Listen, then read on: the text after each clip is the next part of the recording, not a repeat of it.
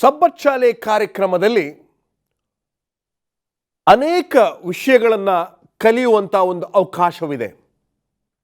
ಈ ತ್ರೈಮಾಸಿಕದಲ್ಲಿ ಒಡಂಬಡಿಕೆ ಎಂಬತಕ್ಕಂಥ ವಿಷಯವನ್ನು ನಾವು ಕಲೀಲಿಕ್ಕೆ ಹೋಗ್ತಾ ಇದ್ದೀವಿ. ದೇವರಿಗೂ ನಮಗೂ ಇರುವಂಥ ಒಡಂಬಡಿಕೆ, ಅದರಲ್ಲಿ ಇರುವಂಥ ಅಮೂಲ್ಯವಾಗಿರ್ತಕ್ಕಂಥ ಆಶೀರ್ವಾದದ ಕುರಿತು ನಾವು ಕಲೀಲಿಕ್ಕೆ ಹೋಗ್ತಾ ಇದ್ದೇವೆ.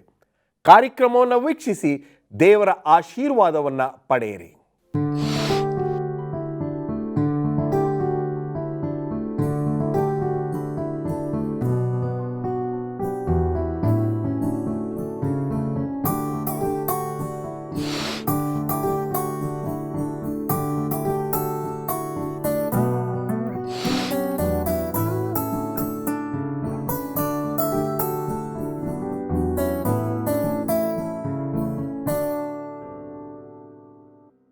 ನಮಸ್ಕಾರ ಪ್ರಿಯ ವೀಕ್ಷಕರೇ, ಯೇಸು ಕ್ರಿಸ್ತನ ಮಧುರ ನಾಮದಲ್ಲಿ ನಿಮಗೆ ಸುಸ್ವಾಗತವನ್ನು ಕೋರಲು ಬಯಸ್ತೇನೆ. ಈ ತ್ರೈಮಾಸಿಕದಲ್ಲಿ ಒಡಂಬಡಿಕೆಗಳ ಬಗ್ಗೆ ನಾವು ಕಲಿತಿದ್ದೇವೆ. ಬನ್ನಿ ನಮ್ಮ ಅತಿಥಿಗಳನ್ನು ಸ್ವಾಗತ ಮಾಡಿ ನಮ್ಮ ಈ ಕಾರ್ಯಕ್ರಮಕ್ಕೆ ಚಾಲನೆಯನ್ನು ನೀಡೋಣ. ಬೋಧಕರಾಗಿರ್ತಕ್ಕಂಥ ರಾಜದಾಸ್ ಅವರು, ಬೋಧಕರಾಗಿರ್ತಕ್ಕಂಥ ಪ್ರಸನ್ನ ಅವರು ನಮ್ಮ ಮಧ್ಯದಲ್ಲಿರ್ತಕ್ಕಂಥದ್ದು ತುಂಬ ಸಂತೋಷ. ನಮಸ್ಕಾರ. ನಮಸ್ಕಾರ. ತುಂಬ ಸಂತೋಷ ನಮ್ಮ ಈ ಕಾರ್ಯಕ್ರಮವನ್ನು ನಡೆಸ್ಕೊಡಲು ನೀವು ಬಂದಿದ್ದೀರಾ. ಈ ವಾರದ ಒಂದು ಪಾಠ ವಾಗ್ದಾನದ ಮಕ್ಕಳು. ನಾವೆಲ್ಲರೂ ವಾಗ್ದಾನದ ಮಕ್ಕಳು. ಒಂದು ವಿಶೇಷವಾಗಿರ್ತಕ್ಕಂಥ ವಾಗ್ದಾನದೊಂದಿಗೆ ನಮ್ಮ ಈ ಒಂದು ಕಾರ್ಯಕ್ರಮವನ್ನು ಶುರು ಮಾಡೋಣ. ಮತ್ತಾಯನು ಬರೆದ ಸುವಾರ್ತೆ 28ನೇ ಅಧ್ಯಾಯ 20ನೇ ವಚನವನ್ನು ಓದಬೇಕು ಅಂತ ನಿಮ್ಮನ್ನು ಕೇಳ್ಕೊತೀನಿ. ನಾನು ನಿಮಗೆ ಆಜ್ಞಾಪಿಸಿದ್ದನ್ನೆಲ್ಲ ಕಾಪಾಡಿಕೊಳ್ಳುವುದಕ್ಕೆ ಅವರಿಗೆ ಉಪದೇಶ ಮಾಡಿರಿ. ನೋಡಿರಿ, ನಾನು ಯುಗದ ಸಮಾಪ್ತಿಯವರೆಗೂ ಎಲ್ಲ ದಿವಸ ನಿಮ್ಮ ಸಂಗಡ ಇರುತ್ತೇನೆ ಎಂದು ಹೇಳಿದನು. ಯುಗದ ಸಮಾಪ್ತಿಯವರೆಗೂ ನಾನು ನಿನ್ನೊಡನೆ ಇದ್ದೇನೆ ಎಂಬತಕ್ಕಂಥ ಈ ಒಂದು ವಚನವನ್ನು ಎಲ್ಲ ಬೋಧಕರುಗಳು, ಹಿರಿಯ ಬೋಧಕರುಗಳು ಇದನ್ನು ಉಪಯೋಗಿಸ್ತಾರೆ ತಮ್ಮ ಪ್ರಾರ್ಥನೆಯಲ್ಲಿ, ಆಶೀರ್ವಾದ ವಚನವನ್ನು ಹೇಳುವಂಥ ಸಂದರ್ಭದಲ್ಲಿ. ಇಲ್ಲಿ ಒಂದು ಸುಂದರವಾಗಿರ್ತಕ್ಕಂಥ ಒಂದು ಘಟನೆಯೊಂದಿಗೆ ಈ ವಾರದ ಪಾಠವನ್ನು ಲೇಖಕರು ಶುರು ಮಾಡಿದ್ದಾರೆ. 10 ವಯಸ್ಸಿನ ಒಬ್ಬ ಮಗಳು ಮತ್ತು ತಂದೆ ಸಮುದ್ರದಲ್ಲಿ ಈಜಲಿಕ್ಕೆ ಹೋಗುವಂಥ ಸಂದರ್ಭದಲ್ಲಿ ಅಲೆಗಳು ಸ್ವಲ್ಪ ಏರುಪೇರಾದಾಗ, ಮಗಳೇ ನೀನು ಅಲ್ಲೇ ನೀರಿನ ಮೇಲೆ ತೇಲ್ತಾ ಇರು, ನಿನಗೇನು ಆಗಲ್ಲ, ನಾನು ಹೋಗ್ಬಿಟ್ಟು ಸಹಾಯವನ್ನು ಹುಡುಕಿ ತರ್ತೀನಿ ಅಂತ ಹೇಳಿದಾಗ, ಅವರು ಹೋಗಿ ಬರೋಷ್ಟರಲ್ಲಿ ಈ ಹುಡುಗಿ ತುಂಬ ಒಳಕ್ಕೆ ಹೋಗ್ಬಿಟ್ಟಿರ್ತಾಳೆ ಸಮುದ್ರದಲ್ಲಿ.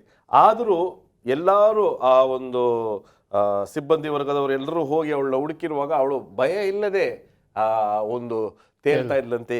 ಏನಮ್ಮ ನಿನಗೆ ಭಯ ಆಗಲಿಲ್ವಾ ಅಂತ ಕೇಳಿದಾಗ ಅವಳು ಹೇಳದಂತೆ, ಇಲ್ಲ ನಮ್ಮ ತಂದೆ ಬರ್ತೀನಿ ಅಂತ ಹೇಳಿದ್ರು, ಆ ಒಂದು ನಂಬಿಕೆ ನನ್ನಲ್ಲಿತ್ತು ಅಂತ. ಸೊ ಇವತ್ತು ನಾವು ಈ ನಂಬಿಕೆಯ ವಿಚಾರವಾಗಿ ಮಾತನಾಡ್ಲಿಕ್ಕೆ ಹೋಗ್ತಾ ಇದ್ದೀವಿ. ಗುರಾಣಿ, ನೀನೇ ನನ್ನ ಗುರಾಣಿ. ಹೇಳಿ ಬೋಧಕರಾಗಿರ್ತಕ್ಕಂಥ ರಾಜದಾಸ್ ಅವರೇ, ಇದರ ಬಗ್ಗೆ ನೀವು ಎಷ್ಟೋ ಸಂದರ್ಭದಲ್ಲಿ ಪ್ರಸಂಗ ಮಾಡಿರ್ತೀರ ನಿಮ್ಮ ಅನುಭವದಲ್ಲಿ. ನೀವೇ ನನ್ನ ಗುರಾಣಿ ಅಂತ ಹೇಳಿದಾಗ ನಾವು ಈ ಒಂದು ಪಾಠದ ಇಂದ ಏನು ಕಲಿಬೇಕು? ದೇವರ ವಾಕ್ಯದಲ್ಲಿ ಓದ್ತೇವೆ. ಆದಿಕಾಂಡ 15ನೇ ಅಧ್ಯಾಯ 1ನೇ ವಚನ ನೋಡಿ, ನಿಮ್ಮ ಸತ್ಯಗಳನ್ನು. ಆದಿಕಾಂಡ 15ನೇ ಅಧ್ಯಾಯ 1ನೇ ವಚನದಲ್ಲಿ, ಈ ಸಂಗತಿಗಳು ನಡೆದ ಮೇಲೆ ಅಬ್ರಾಮನಿಗೆ ದರ್ಶನದಲ್ಲಿ ಯೆಹೋವನ ವಾಕ್ಯವು ಉಂಟಾಯಿತು. ಏನೆಂದರೆ, ಅಬ್ರಾಮನೇ, ಭಯಪಡಬೇಡ, ನಾನೇ ನಿನಗೆ ಗುರಾಣಿಯಾಗಿದ್ದೇನೆ. ಇದು ಅಬ್ರಾಮನಿಗೆ ಎಷ್ಟು ಶಕ್ತಿ ಕೊಡ್ತಂದರೆ, ಅವನಿಗೆ ಪೂರ್ಣ ಶಕ್ತಿ ಸ್ವಾಮಿ ಕೊಟ್ಟಂಗಾಯ್ತು. ದೇವರೇ ಗುರಾಣಿಯಾಗಿರುವಾಗ ಯಾರಿಗೂ ಭಯಪಡೋ ಅವಶ್ಯಕತೆ ಇಲ್ಲ. ಇದೇ ಅನುಭವ ದಾವೀದನಿಗಾಯಿತು. ದಾವೀದ ಹೇಳ್ತಾನೆ, ನೀನೇ ನನ್ನ ಕೇಡ್ಯವು ಗುರಾಣಿಯು ಅಂತ. ಅದರಿಂದ ತಮ್ಮ ವೈರಿಗಳಿಗಾಗಿ ಅವರು ಭಯಪಡೋ ಅವಶ್ಯಕತೆ ಇಲ್ಲ. ಇದು ವಾಗ್ದಾನ. ಸರ್ವಶಕ್ತನ ದೇವರು ಅಬ್ರಾಮನನ್ನು ಕರೆದು, ನಾನು ನಿನಗೆ ಗುರಾಣಿಯಾಗಿದ್ದೇನೆ, ನೀನು ಭಯಪಡಬೇಡಂದಾಗ ಅವನು ಧೈರ್ಯದಿಂದ ಮುಂದೆ ಹೋಗಲಿಕ್ಕೆ ಸಾಧ್ಯತೆ ಆಯಿತು. ಅನೇಕರು ಮನುಷ್ಯನ ಮೇಲೆ ಭರವಸೆ ಇಡ್ತಾರೆ, ಆದರೆ ದೇವರ ಮೇಲೆ ಭರವಸೆ ಇಡೋರು ಭಾಗ್ಯವಂತ. ಅವರು ಎಂದಿಗೂ ಕದಲರು. ಅವ್ರು ಚಿಯೋನ್ ಪರ್ವತದಾಗಿರ್ತಾರಂತೆ, ದೃಢವಾಗಿರ್ತಾರಂತೆ. ಅದು ಅಷ್ಟೊಂದು ವಿಶ್ವಾಸ ಅಬ್ರಾಮನಿತ್ತು. ಅದಕ್ಕೆ ದೇವರು ಅಬ್ರಾಮನನ್ನು ನಂಬಿಕೆಯ ಪಿತ ಎಂಬುದಾಗಿ ಹೆಸರುವಾಸಿಯಾಗಿ ಮಾಡ್ದ. ಈಗ ದೇವರನ್ನು ನಾವು ತೆಗೆದುಕೊಂಡಾಗ, ಯಾರೋ ಒಬ್ಬರದ್ದು ಗುರಾಣಿ ಅಂತ ದೇವರೇ ಹೇಳ್ಕೊಳ್ಳುವಾಗ, ಖಂಡಿತವಾಗ್ಲೂ ಫಸ್ಟ್ ರಾಜದಾಸ್ ಹೇಳ್ದಂಗೆ ಅವ್ರಿಗೆ ಯಾವುದೇ ಒಂದು ಭಯ ಬೇಕಾಗಿಲ್ಲ. ಈ ವಿಚಾರದಲ್ಲಿ ಅಬ್ರಹಾಮನ ವಿಚಾರವಾಗಿ ನಾವು ತೆಗೆದುಕೊಳ್ತೀವಿ. ಏನಂತೀರ ನಿಮ್ಮ ಅನಿಸಿಕೆ? ಖಂಡಿತವಾಗಿಯೂ ದೇವರು ನಮ್ಮ ಗುರಾಣಿ ಆಗಿರುವಾಗ, ಈಗ ಪೌಲನೇ ಹೇಳ್ತಾನೆ ರೋಮಾಪುರದವರಿಗೆ 8:31, ದೇವರ ಜೊತೆಲಿರುವಾಗ ಭಯಪಡೋ ಅವಶ್ಯಕತೆ ಇಲ್ಲ. ಯಾವುದಕ್ಕೂ ಭಯಪಡುವ ಅವಶ್ಯಕತೆ ಇಲ್ಲ. ಯಾರು ದೇವರನ್ನ ತಮ್ಮ ಗುರಾಣಿಯಾಗಿ ಇಟ್ಕೊಂಡಿದ್ದಾರೆ, ಸೈತಾನನ ಎಲ್ಲ ಕುತಂತ್ರಗಳಿಗೂ, ಸೈತಾನನ ಎಲ್ಲ ಬಾಣಗಳಿಗೂ ಎದುರುವ ಅವಶ್ಯಕತೆ ಇಲ್ಲ. 1 ಕೊರಿಂಥ 10:13 ಸ್ವಾಮಿ ಹೇಳ್ತಾನೆ, ಕ್ರೈಸ್ತರಿಗೆ ಬಹಳ ವಿಶೇಷವಾಗಿ ಯಾವುದರಲ್ಲಿ ನಿಮ್ಮನ್ನು ನಾನು ತಡೆಯಲಿಕ್ಕೆ ಇಷ್ಟಪಡ್ತೇನೆ ಅಂದರೆ, ಶೋಧನೆಗೆ ಒಳಗಾಗದಂತೆ. ಶೋಧನೆಗಳು ಮನುಷ್ಯನಿಗೆ ಬಂದಾಗ ಸ್ವಾಭಾವಿಕವಾಗಿ ಆ ಶೋಧನೆಗೆ ಒಳಗಾಗ್ತಕ್ಕಂಥದ್ದು ಸಹಜ. ಆ ಶೋಧನೆಯನ್ನು ಜಯಿಸಿದ್ರೆ ನಾವು ಕ್ರಿಸ್ತನಿಂದ ಜಯವನ್ನು ಹೊಂದಿದಾಗ ಆಗುತ್ತದೆ. ಶೋಧನೆಗೆ ಒಳಗಾದ ಮೇಲೆ ಕೆಲವು ಸಾರಿ ತಪ್ಪಾಯಿತು ಅನ್ನೋಕ್ಕಿಂತ ಶೋಧನೆಗೆ ಒಳಗಾಗದೇ ಇರತಕ್ಕಂಥದ್ದು ಬಹಳ ಪ್ರಾಮುಖ್ಯ. ಆಗ ಒಳಗಾಗದೇ ಇರಬೇಕಾದ್ರೆ ನಿಮಗೆ ಬೇಕಾಗಿರ್ತಕ್ಕಂಥದ್ದು ಈ ಗುರಾಣಿ. ಈ ಗುರಾಣಿ ನಿಮ್ಮನ್ನು ಎಲ್ಲ ಖೇಡ್ಯಗಳಿಂದಲೂ, ಎಲ್ಲ ಬಾಣಗಳಿಂದಲೂ, ಎಲ್ಲ ಹಿಂಸೆಗಳಿಂದಲೂ, ಎಲ್ಲ ಈ ಒಂದು ದುಶ್ಚಟಗಳಿಂದಲೂ ತಡೆಯುವಂಥದ್ದಾಗಿದೆ. ಅದಕ್ಕೆ ಈ ಗುರಾಣಿ ಬಹಳ ಮುಖ್ಯ. ಈಗ ನೀವು ಹೇಳುವ ಪ್ರಕಾರ ದೇವರು ನಮ್ಮ ಗುರಾಣಿಯಾಗಿದ್ದರೆ ನಮ್ಗೆ ಯಾವುದೇ ರೀತಿಯಾದ ತೊಂದರೆ ಬರಲ್ಲ ಅಂತ ಹೇಳ್ತಾ ಇದ್ದೀರಾ. ಯಾವ ರೀತಿಯಾದ ತೊಂದರೆ? ಒಂದು ವೇಳೆ ಶಾರೀರಿಕವಾಗಿರ್ತಕ್ಕಂಥ ತೊಂದರೆ ಅಂತ ಹೇಳ್ತಾ ಇದ್ದೀರಾ, ಅಥವಾ ಮಾನಸಿಕವಾಗಿರ್ತಕ್ಕಂಥ ತೊಂದರೆ ಅಂತ ಹೇಳ್ತಾ ಇದ್ದೀರಾ, ಅಥವಾ ಒಂದು ಸವಾಲುಗಳನ್ನು ಎದುರಿಸ್ಲಿಕ್ಕೆ ಆಗದೇ ಇರುವಂಥ ಸಂದರ್ಭದಲ್ಲಿ, ಅಥವಾ ಅನಾರೋಗ್ಯವನ್ನ, ಯಾವುದಕ್ಕೆ ಈ ಗುರಾಣಿ ಅಂತಕ್ಕಂಥ ಒಂದು ಪದನ ಉಪಯೋಗಿಸ್ಕೋಬೋದು? ಮನುಷ್ಯನು ಸಹಜವಾಗಿ ಬಲಹೀನನು. ಯಾವುದೇ ಸಮಸ್ಯೆಯನ್ನು ಪರಿಪೂರ್ಣವಾಗಿ ಎದುರಿಸುವ ಶಕ್ತಿ ಆತನಿಗಿಲ್ಲ. ಅದು ಮಾನಸಿಕವಾಗಿರಬಹುದು, ಶಾರೀರಿಕವಾಗಿರಬಹುದು, ಹೊರಗಿನ ಸಮಸ್ಯೆಗಳಿರಬಹುದು. ಇವ್ಯಾವುದನ್ನು ಎದುರಿಸಲಿಕ್ಕೆ ನಮಗೆ ಶಕ್ತಿ ಇಲ್ಲ. ಆಗಿರುವಲ್ಲಿ ಈ ಒಂದು ಗುರಾಣಿಯನ್ನು ಆತ್ಕೊಳ್ಬೇಕು. ಇದು ನಮಗೆ ಬಲವನ್ನು ನೀಡುತ್ತದೆ ಎಂಬತಕ್ಕಂಥ ಭರವಸೆ ನಮಗಿರಬೇಕು. ನಮ್ಮ ತಂದೆಯಾದ ದೇವರು ಯೇಸು ಕ್ರಿಸ್ತನ ಮೂಲಕವಾಗಿ ನಮಗೆ ಸಹಾಯವನ್ನು ನೀಡಲು ಸದಾ ಸಿದ್ಧನಿದ್ದಾನೆ ಎಂಬುದಾಗಿ ಎರಡು ಮಾತಿಲ್ಲ. ಸೊ ಇದು ಶಾರೀರಿಕವಾಗಿಯೂ ಅನ್ವಯಿಸುತ್ತೆ, ಮಾನಸಿಕವಾಗಿಯೂ ಅನ್ವಯಿಸುತ್ತೆ. ಯಾವುದೇ ರೀತಿಯಾದ ತೊಂದರೆ ಬರೋದಿಲ್ಲ ನಮ್ಮ ಪಕ್ಕದಲ್ಲಿ ದೇವರು ನಮ್ಮ ಗುರಾಣಿಯಾಗಿದ್ದರೆ ಮಾತ್ರ. ಒಂದು ಸಣ್ಣ ವಿರಾಮದ ನಂತರ ನಮ್ಮ ಚರ್ಚೆ ಮುಂದುವರಿಯುತ್ತೆ. ದಯವಿಟ್ಟು ಎಲ್ಲೋ ಹೋಗ್ಬೇಡಿ, ನಿಮಗೋಸ್ಕರ ನಾವು ಇಲ್ಲೇ ಕಾಯ್ತಾ ಇರ್ತೀವಿ.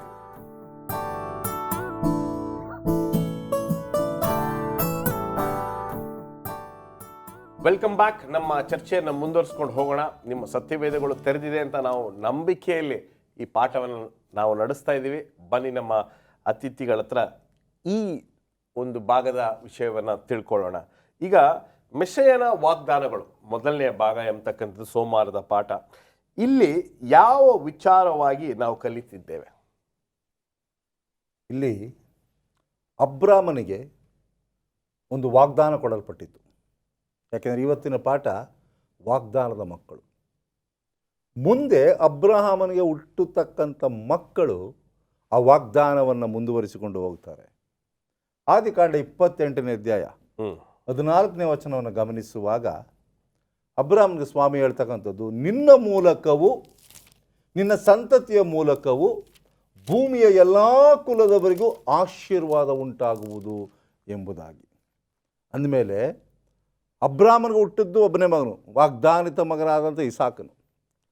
ಅವನ ಮೂಲಕವಾಗಿ ದೇವರು ಅಬ್ರಾಮನಿಗೆ 3 ಸಾರಿ, ಆದಿಕಾಂಡ 12:3, ಆದಿಕಾಂಡ 18:18, ಆದಿಕಾಂಡ 22:18 ಎಲ್ಲ ವಚನಗಳನ್ನು ಗಮನಿಸುವಾಗ ಪದೇ ಪದೇ ಸ್ವಾಮಿ ಅಬ್ರಾಮನಿಗೆ ತಿಳಿಸ್ತಕ್ಕಂಥದ್ದು, ನಿನ್ನ ಸಂತತಿಯು ಹೆಚ್ಚಾಗ್ತದೆ, ಆಕಾಶದ ನಕ್ಷತ್ರಗಳಷ್ಟು, ಭೂಮಿಯ ನೆರಳಿನಷ್ಟು. ಅಬ್ರಾಮನಿಗೆ ಆಶ್ಚರ್ಯ ಆಗ್ತದೆ. ಮೊದಲನೇದಾಗಿ ನನ್ನ ಮಕ್ಕಳಿಲ್ಲ, ಎರಡನೇದಾಗಿ ಒಂದೇ ಒಂದು ಮಗನ ಕೊಟ್ಟಿದ್ದಾನೆ ಸ್ವಾಮಿ ವಾಗ್ದಾನ ನನಗೆ ಯಾಕೆ ಇಷ್ಟು ಸಾರಿ ಹೇಳ್ತಾ ಇದ್ದಾನೆ ಎಂಬುದಾಗಿ ಹೇಳುವಾಗ ಬಹಳ ಸ್ಪಷ್ಟವಾಗಿ ತಿಳ್ಕೊಳ್ತಕ್ಕಂಥದ್ದು, ಈ ಒಂದು ವಾಗ್ದಾನ ಎಲ್ಲ ವಾಗ್ದಾನಗಳಿಂತಲೂ ಶ್ರೇಷ್ಠವಾದದ್ದು. ಯಾಕೆ ಶ್ರೇಷ್ಠವಾದದ್ದು ಎಂಬುದಾಗಿ ಹೇಳುವಾಗ ಪೌಲನು ಹೇಳ್ತಾನೆ ಗಲಾತ್ಯದವರಿಗೆ 3:29 ಕ್ರಿಸ್ತನವರಾಗಿದ್ದರೆ ಅಬ್ರಹಾಮನ ಸಂತತಿಯವರು ವಾಗ್ದಾನಕ್ಕನುಸಾರವಾಗಿ ಬಾಧ್ಯರು ಆಗಿದ್ದೀರಿ ಎಂಬುದಾಗಿ. ಅಂದಮೇಲೆ ನಿಮ್ಮ ಸಂತತಿ ಮುಂದುವರಿತಕ್ಕಂಥದ್ದು ಕ್ರಿಸ್ತನ ಮೂಲಕ. ಕ್ರಿಸ್ತನು ಅಬ್ರಾಮನ ಸಂತತಿಯವನು ಎಂಬುದಾಗಿ ಇಲ್ಲಿ ಸ್ಪಷ್ಟವಾಗಿ ತಿಳಿಸುವುದು. ಒಬ್ಬರು ಮಾತ್ರವಲ್ಲ, ನಿನ್ನ ಎಲ್ಲ ಕುಟುಂಬದವರು ಅಭಿವೃದ್ಧಿಯನ್ನು ಹೊಂದುತ್ತಾರೆ. ಈಗ ಒಂದು ವಿಷಯ ನನಗೆ ಅರ್ಥ ಆಗಲಿಲ್ಲ, ಸೊ ನೀವು ಅದನ್ನು ತಿರ್ಗಾ ನನಗೆ ಹೇಳ್ಕೊಡ್ಬೇಕು. ಅದೇನಂತ ಹೇಳಿದ್ರೆ, ಈಗ ಅಬ್ರಾಮನಿಗೆ ಹುಟ್ಟಿದಂಥ ಮಗನು ಒಬ್ಬನೇ. ಹೌದು. ಇಸಾಕನ ಮೂಲಕ ಈ ಒಂದು ಪ್ರವಾದನೆ ಅಥವಾ ಪ್ರಾಮಿಸ್, ವಾಗ್ದಾನ ಮುಂದುವರ್ಕೊಂಡು ಹೋಗುತ್ತೆ ಅಂತ ನೀವು ಹೇಳಿದ್ರಿ. ಆದರೆ ಎಷ್ಟೋ ಸಂದರ್ಭಗಳಲ್ಲಿ ನಾವು ಈ ವಾಗ್ದಾನಗಳನ್ನ ಅಥವಾ ಒಡಂಬಡಿಕೆಯನ್ನ ಮಾತಾಡುವಾಗ ಮುರಿದು ಹೊಸದಾಗಿ ಅದನ್ನ ನವೀಕರಣ ಮಾಡುವಂತ ಒಂದು ಸಂದರ್ಭಗಳನ್ನ ಎಷ್ಟು ನೋಡಿದ್ದೀವಿ. ಆದರೆ ಈ ಮಕ್ಕಳು ಅಬ್ರಹಾಮನ ಒಂದು ಸಂತತಿಯಲ್ಲಿ ಬಂದವರು ಅದನ್ನ ಕೈ ಹಿಡಿದು ಹೋದ್ರ ಮುಂದೆ ಅಂತ. ಅಬ್ರಾಮನು ವೈಯಕ್ತಿಕವಾಗಿ ಮುರಿದಿದ್ರೂ ಸಹ ಅದು ಕ್ರಿಸ್ತನಲ್ಲಿ ನೆರವೇರಬೇಕಾಗಿತ್ತು. ಯಾಕೆಂದ್ರೆ ಅದನ್ನು ನೆರವೇರಿಸ್ತಕ್ಕಂಥವನು ಅಬ್ರಾಮನಲ್ಲ. ಓಕೆ, ನಿನ್ನ ಮೂಲಕ ಆಶೀರ್ವಾದಿಸ್ತೀನಿ ಎಂಬುದಾಗಿ ಹೇಳುವಾಗ ಆ ಆಶೀರ್ವಾದವು ಎಲ್ಲ ಕುಟುಂಬಕ್ಕೂ ಇನ್ನೂ ಮುಂದುವರಿಯಬೇಕಾದರೆ ಅದು ಕ್ರಿಸ್ತನ ಮೂಲಕವಾಗಿ ಮಾತ್ರ. ಯಾಕೆಂದರೆ ಕ್ರಿಸ್ತನು ಈ ಲೋಕಕ್ಕೆ ಬಂದಿರತಕ್ಕಂಥದ್ದು ರಕ್ಷಣೆಯ ಯೋಜನೆಯನ್ನು, ತಂದೆಯ ಪ್ರೀತಿಯನ್ನು, ನಿಜವಾದ ತಂದೆಯ ಗುಣಾತಿಶಯಗಳನ್ನು ಈ ಲೋಕಕ್ಕೆ ತಿಳಿಸುವಂಥದ್ದು. ಇವರೆಲ್ಲರೂ ಸಾಧನೆಗಳೇ. ಯಾರೋ ಅಬ್ರಾಮನು, ಇಸಾಕನು, ಯಾಕೋಬನು, 12 ಮಕ್ಕಳು, ಇಸ್ರೇಲ್ ಜನಾಂಗ. ಇವತ್ತು ನಮ್ಮನ್ನು ಆಧುನಿಕ ಇಸ್ರೇಲ್ ಎಂಬುದಾಗಿ ನಾವು ಕರೆದುಕೊಳ್ತೇವೆ. ನಾವೆಲ್ಲರೂ ವಾಗ್ದಾತ ಮಕ್ಕಳೇ. ಆದರೆ ನಮ್ಮ ಮೂಲಕವಾಗಿ ನಮ್ಮ ಸಂತತಿಯು ಅಭಿವೃದ್ಧಿ ಆಗಬೇಕಾದ್ರೆ ಕ್ರಿಸ್ತನನ್ನು ಹೊಂದಿದವರು ಮಾತ್ರ. ಅದಕ್ಕೋಸ್ಕರ ಪೌಲನು ಬಹಳ ಸ್ಪಷ್ಟವಾಗಿ ಹೇಳ್ತಾನೆ, ನೀವು ಕ್ರಿಸ್ತನವರಾಗಿದ್ದರೆ ಮಾತ್ರ ಅಬ್ರಾಮನ ಆಶೀರ್ವಾದವನ್ನು ಪಡೆಯಲು ಸಾಧ್ಯ. ವಂಡರ್ಫುಲ್. ಮುಂದೆ ಹೋಗೋಣ. 2ನೇ ಭಾಗಕ್ಕೆ ಬರ್ತಾ ಇದ್ದೀವಿ. 1ನೇ ಥೆಸಲೋನಿಕದವರಿಗೆ 4ನೇ ಅಧ್ಯಾಯ 16ರಿಂದ 18 ಓದಬೇಕು ಅಂತ ಬೋಧಕರಾಗಿರ್ತಕ್ಕಂಥ ರಾಜದಾಸ್ ಅವ್ರನ್ನ ನಾನು ಕೇಳ್ಕೊಳ್ತೀನಿ. 1ನೇ ಥೆಸಲೋನಿಕದವರಿಗೆ 4ನೇ ಅಧ್ಯಾಯ 16ರಿಂದ 18 ಈ ವಚನವನ್ನು ಓದಿ ಆನಂತರ ನಾವು ಚರ್ಚೆ ಮಾಡೋಣ. 1ನೇ ಥೆಸಲೋನಿಕದವರಿಗೆ 4ನೇ ಅಧ್ಯಾಯ 16ರಿಂದ 18. ಪ್ರಧಾನ ದೂತನ ಶಬ್ದದೊಡನೆಯೂ ದೇವದೂತರ ತುತ್ತೂರಿಯ ಧ್ವನಿಯೊಡನೆಯೂ ಆಕಾಶದಿಂದ ಇಳಿದು ಬರುವನು. ಆಗ ಕ್ರಿಸ್ತನಲ್ಲಿರುವ ಸತ್ತವರು ಮೊದಲು ಎದ್ದು ಬರುವರು. ಆಮೇಲೆ ಜೀವದಿಂದುಳಿದಿರುವ ನಾವು ಅಂತರಿಕ್ಷದಲ್ಲಿ ಕರ್ತನನ್ನು ಎದುರುಗೊಳ್ಳುವುದಕ್ಕಾಗಿ ಅವರ ಸಂಗಡಲೇ ಮೇಘವಾಹನರಾಗಿ ಪಕ್ಕನೆ ಒಯ್ಯಲ್ಪಡುವೆವು. ಹೀಗಾಗಿ ನಾವು ಸದಾಕಾಲವು ಕರ್ತನ ಜೊತೆಯಲ್ಲಿ ಇರುವೆವು. ಆದ ಕಾರಣ ಈ ಮಾತುಗಳಿಂದ ಒಬ್ಬರನ್ನೊಬ್ಬರು ಸಂತೈಸಿರಿ. ಪ್ರಕಟಣೆ 3ನೇ ಅಧ್ಯಾಯ 12ನೇ ವಚನವನ್ನು ಬೋಧಕರಾಗಿರ್ತಕ್ಕಂಥ ಪ್ರಶ್ನ ಅವರು ಓದಬೇಕು ಅಂತ ಕೇಳ್ಕೊಳ್ತೀನಿ. ಪ್ರಕಟಣೆ 3ನೇ ಅಧ್ಯಾಯ 12ನೇ ವಚನ. ಯಾವನು ಜಯ ಹೊಂದುತ್ತಾನೋ ಅವನನ್ನು ನನ್ನ ದೇವರ ಆಲಯದಲ್ಲಿ ಸ್ತಂಭವಾಗಿ ನಿಲ್ಲಿಸುವೆನು. ಅವನು ಇನ್ನು ಮುಂದೆ ಅದರೊಳಗಿಂದ ಹೋಗುವುದೇ ಇಲ್ಲ. ಇದಲ್ಲದೆ ನನ್ನ ದೇವರ ಹೆಸರನ್ನು, ನನ್ನ ದೇವರ ಬಳಿಯಿಂದ ಪರಲೋಕದೊಳಗಿಂದ ಇಳಿದು ಬರುವ ಹೊಸ ಯೆರೂಸಲೇಮ್ ಎಂಬ ನನ್ನ ದೇವರ ಪಟ್ಟಣದ ಹೆಸರನ್ನು, ನನ್ನ ಹೊಸ ಹೆಸರನ್ನು ಅವನ ಮೇಲೆ ಬರೆಯುವೆನು ಎಂಬುದಾಗಿ. ಈಗ ನೀವು ಫಸ್ಟ್ ಬೋಧಕರಾಗಿರ್ತಕ್ಕಂಥ ರಾಜದಾಸ್ ಅವರ 1ನೇ ಥೆಸಲೋನಿಕದವರಿಗೆ 4ನೇ ಅಧ್ಯಾಯ 16ರಿಂದ 18 ನಾವು ಇದನ್ನ ಎಲ್ಲ ಒಂದು ದುಃಖಕರವಾಗಿರ್ತಕ್ಕಂಥ ಸಂದರ್ಭದಲ್ಲಿ ಇದನ್ನ ಕೇಳ್ತೀವಿ. ಇದರ ಆಳ ಏನು ಹೇಳಿ. ಎಲ್ಲ ಕ್ರೈಸ್ತರಿಗೆ ಮಾತ್ರ ಅಲ್ಲ, ಎಲ್ಲ ಮಾನವರಿಗೆ ದೇವರು ಒಂದು ನಿರೀಕ್ಷೆ ಇಟ್ಟಿದ್ದಾನೆ. ಸಹಜವಾಗಿ ಮನುಷ್ಯರಿಗೆ ಒಬ್ಬರ ಪ್ರಿಯರನ್ನು ಕಳ್ಕೊಂಡ್ರೆ ಅವರ ಜೀವನ ಅಂತ್ಯ ಅಂತ ತಿಳ್ಕೊಂಡಿರ್ತಾರೆ. ಅದು ಅಂತ್ಯ ಅಲ್ಲ. ನಾವು ಹೇಳೋದು ಅಲ್ಪ ವಿರಾಮ. ಅಲ್ಪ ವಿರಾಮ ಅಂದರೆ it's A pass, it's not A period. ಅದು ಅಂತ್ಯ ಅಲ್ಲ, ಅದು ಅಲ್ಪ ವಿರಾಮ. ಅದಕ್ಕೆ ಸ್ವಾಮಿ ಭಾಳ ಸ್ಪಷ್ಟವಾಗಿ ಯಾರಾದರೂ ಸತ್ತರೆ ಅವ್ರು ಭಾಳ ಸ್ಪಷ್ಟವಾಗಿ ಹೇಳೋದು ಅವರು ನಿದ್ರೆ ಮಾಡ್ತಾ ಇದ್ದಾರೆ. ಅದಕ್ಕೆ ನಾವು ಹೇಳ್ತೇವೆ ಕ್ರಿಸ್ತನಲ್ಲಿ ನಿದ್ರಿಸ್ತಿದ್ದಾರೆ ಅಂತ. ಸಾವು ಬಂದರೆ ನಾವು ದುಃಖ ಪಡಲ್ಲ. ಯಾಕಂದರೆ ಈ ವಾಕ್ಯದಲ್ಲಿ ದೇವರು ನಮಗೊಂದು ನಿರೀಕ್ಷೆ ಹುಟ್ಟಿಸಿದ್ದಾನೆ. ಅದೇನಂತ ಹೇಳಿದ್ರೆ ಪುನರುತ್ಥಾನ ನಿರೀಕ್ಷೆ. ಸ್ವಾಮಿ ಮೆಸೇನಾಗಿ 200 ವರ್ಷಗಳ ಹಿಂದೆ ಬಂದದ್ದು ಪ್ರವಾದನ ಪೂರ್ವಕವಾಗಿ ನೆರವೇರಿತು. ಹಾಗೆ ಅದೇ ಪ್ರವಾದನೆಯಲ್ಲಿ ಸ್ವಾಮಿ ಮತ್ತೆ ಮರಳಿ ಬರ್ತಾ ಇದ್ದಾನೆ. ಅದನ್ನು ಏಕಾಂಗಿಯಾಗಿ ಬರ್ತಾ ಇಲ್ಲ, ಪ್ರಧಾನ ದೂತರ ಶಬ್ದದೊಡನೆ ಬರ್ತಾ ಇದ್ದಾನೆ, ತುತ್ತೂರಿಯ ಶಬ್ದದೊಡನೆ ಬರ್ತಾನೆ. ಆ ತುತ್ತೂರಿಯ ಶಬ್ದ ಕೇಳೋದೊಡನೆ ಸತ್ತಂಥ ಸಮಾಧಿಗಳು ತೆರೆಯಲ್ಪಡುತ್ತೆ. ಕ್ರಿಸ್ತನಲ್ಲಿ ಸತ್ತವರು ಅವರು ಪುನರುತ್ಥಾನ ಆಗ್ತಾರೆ. ಡಾಕ್ಟರ್ ಶರತ್ ಬಾಬು ಅವರು ಇದನ್ನು ತುಂಬ ಸುಂದರವಾಗಿ ಒಂದು ಡಾಕ್ಟರ್ ಶರತ್ ಬಾಬು ಅವರಿಗೆ ದೃಷ್ಟಿ ಇಲ್ಲ ನಮ್ಮೆಲ್ರಿಗೂ ಗೊತ್ತಿರುವ ಹಾಗೆ. ಅದನ್ನು ಅವರು ಎಷ್ಟು ಒಂದು ಸುಂದರವಾಗಿ ಅದನ್ನು ವಿವರಿಸ್ತಾರೆ ಅಂತ ಹೇಳಿದಾಗ ಆ ಕಣ್ಣುಗಳು ಇಲ್ಲದೆ ಇರುವಾಗಲೂ ಎಲ್ಲ ಅವರ ದೇಹಗಳು ತಿಂದಿರ್ತಕ್ಕಂಥ ಎಲ್ಲ ಕ್ರಿಮಿಕೀಟಗಳು ಎಲ್ಲ ಅದನ್ನು ಬಂದು ಉಗುಳ್ತವೆ ಅಂತ ತಿರ್ಗಾ ಎಲ್ಲ ಬಂದು ಸೇರಿ ಅದನ್ನು ಅಷ್ಟು ಕ್ಲೀನಾಗಿ ಅದನ್ನು ಎಕ್ಸ್ಪ್ಲೈನ್ ಮಾಡ್ತಾರೆ. ಅದರ ಬಗ್ಗೆ ನಾವು ಇನ್ನೂ ಮಾತಾಡಿದ್ರೆ ಚೆನ್ನಾಗಿರುತ್ತೆ. ಆದರೆ ಈಗ ಒಂದು ಸಣ್ಣ ವಿರಾಮಕ್ಕೆ ಸಮಯ. ಒಂದು ಸಣ್ಣ ವಿರಾಮದ ನಂತರ ನಮ್ಮ ಚರ್ಚೆ ಮುಂದುವರಿಯುತ್ತೆ.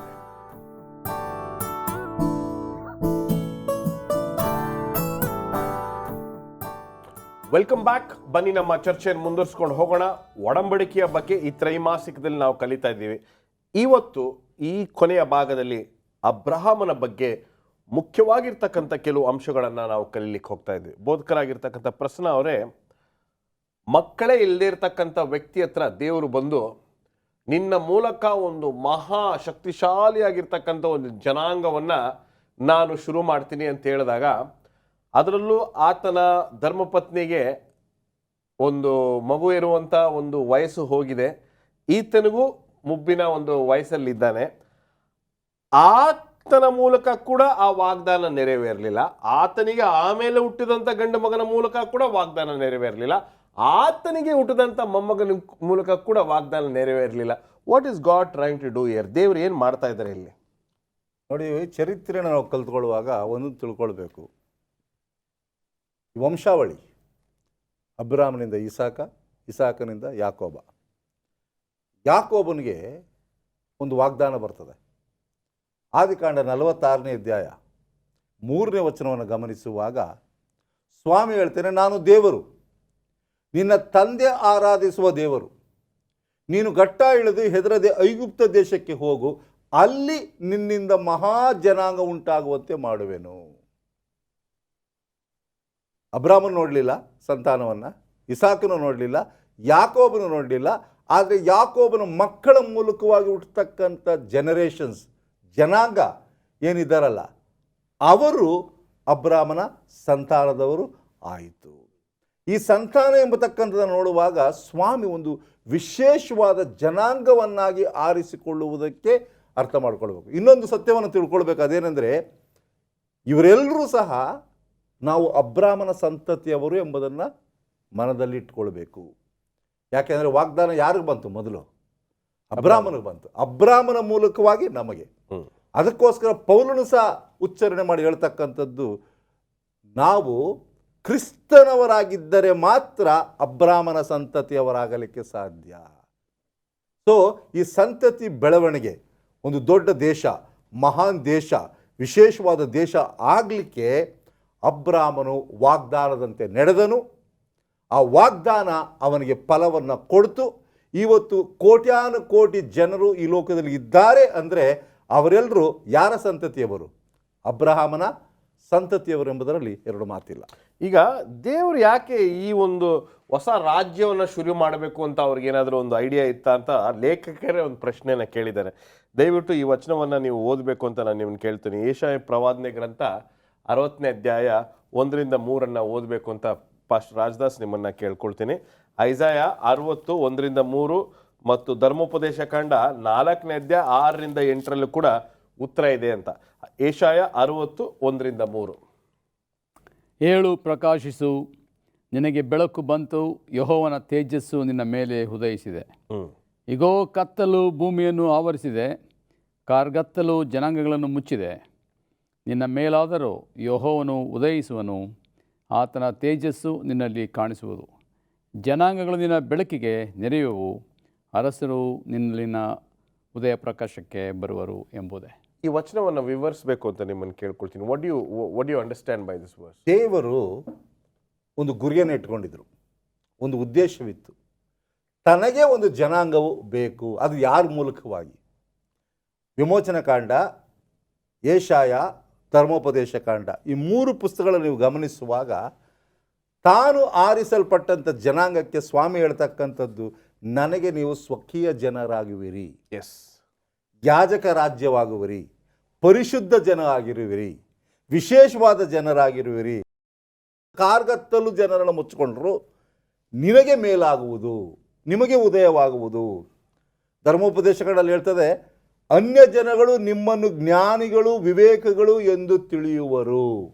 ಇವೆಲ್ಲವನ್ನು ಗಮನಿಸುವಾಗ ದೇವರ ಉದ್ದೇಶದಲ್ಲಿ ತಾನು ಆರಿಸಲ್ಪಟ್ಟಂಥ ಜನಾಂಗ ಆಶೀರ್ವಾದ ಜನಾಂಗವಾಗಿರಬೇಕು, ಸಂತೋಷದ ಜನಾಂಗವಾಗಿರಬೇಕು, ಆರೋಗ್ಯಕರವಾದ ಜನಾಂಗವಾಗಿರಬೇಕು, ಪರಿಶುದ್ಧವಾದ ಜನಾಂಗವಾಗಿರಬೇಕೆಂಬುದಾಗಿ. ಪರಲೋಕಕ್ಕೆ ಹೋಗಬೇಕಾದ್ರೆ ನಾವು ದೇವರ ವಿಶೇಷವಾದ ಜನಾಂಗವಾಗಿದ್ದರೆ ಮಾತ್ರ ಹೋಗಲಿಕ್ಕೆ ಸಾಧ್ಯ. ಅನ್ಯ ಜನರಾಗಿದ್ದರೆ ಪರಲೋಕ ಹೋಗಲಿಕ್ಕೆ ಸಾಧ್ಯ ಇಲ್ಲ. ಅದಕ್ಕೋಸ್ಕರ ಯೆಶಾಯ 56:7 ಸ್ವಾಮಿ ಹೇಳ್ತಕ್ಕಂಥದ್ದು, ನನ್ನ ಆಲಯವು ಎಲ್ಲ ಜನಾಂಗಗಳಿಗೂ ಏನಾಗಿರ್ತದೆ, ಪ್ರಾರ್ಥನಾಲಯವೆನಿಸಿಕೊಳ್ಳುವುದು. ಎಲ್ಲರೂ ಸ್ವಾಮಿ ಆಹ್ವಾನ ಮಾಡ್ತಾನೆ.